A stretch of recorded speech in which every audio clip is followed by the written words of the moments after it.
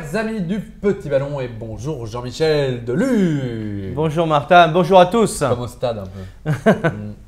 Jean-Michel, qu'allons-nous partager aujourd'hui? Un de nos best-sellers, c'est un château que nous avons déjà travaillé sur d'autres millésimes, mais qui est toujours bon dans sa continuité. Donc c'est un nouveau millésime 2011, mais absolument magnifique.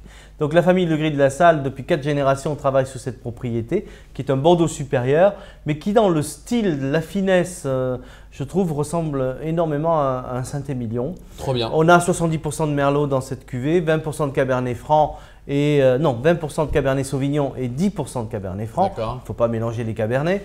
Voilà. Et donc un très joli vin. Alors je trouve que le 2011 a quelque chose de plus subtil, de plus aérien. Enfin, on va le déguster pour le constater. Le Grand Verdu 2011. Moi, ce que j'aime dans le Grand Verdu, c'est cette petite collerette. Ça s'appelle une collerette, ça? Laquelle? Ça, là. Oui. Ça, c'est très chic. C'est chic. Ah ouais, je trouve ça très chic. Voilà. Le Grand Verdu, c'est vrai que c'est écrit en Grand Verdu. Ça me plaît. Voilà, donc un vin qui a une belle texture, une belle couleur, brillant, limpide.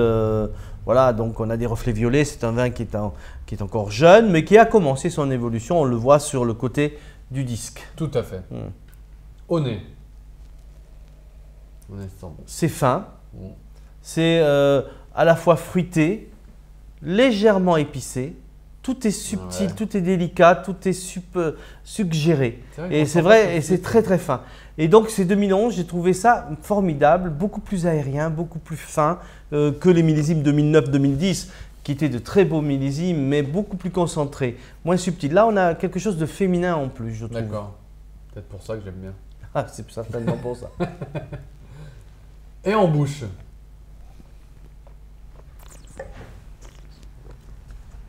Ouais, c'est délicieux. C'est vraiment délicieux. Alors, c'est souple, c'est rond, c'est fruité, le merlot parle, mais ce petit coup de réglisse derrière, je trouve ça génial. Ça, le côté poivré, ce que j'appelle moi le côté canaille, hein, une douceur pour l'attaque et le côté canaille. Et ce 2011, je l'aime bien parce que c'est un vin qui est déjà accessible à la dégustation aujourd'hui. Il est vraiment plaisant. Quelquefois, les Bordeaux, il faut attendre 3 ou 4 ans. Là, c'est vraiment sublime. Mais je trouve, j'ai envie de froisser personne, mais que les Bordeaux, souvent, c'est un peu plus ennuyant que les autres vins. Et là, je trouve que ce petit côté qui nous réveille à la fin là, de menthe, de poivre, de trucs comme ça, ça nous…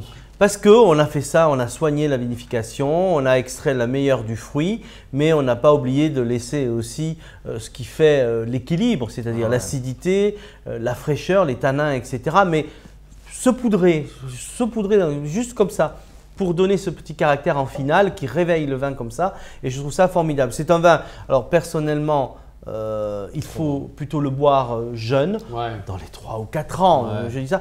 Mais je trouve qu'il est merveilleux aujourd'hui, même peut-être ce que j'appelle moi souvent dangereusement bon. Ah ouais, ça on aime bien parler de ça. Et donc avec une viande blanche, porc, veau, un bon poulet rôti. On n'a pas besoin de faire une cuisine sophistiquée avec ce vin-là. Mais on peut le boire aussi tout seul, non?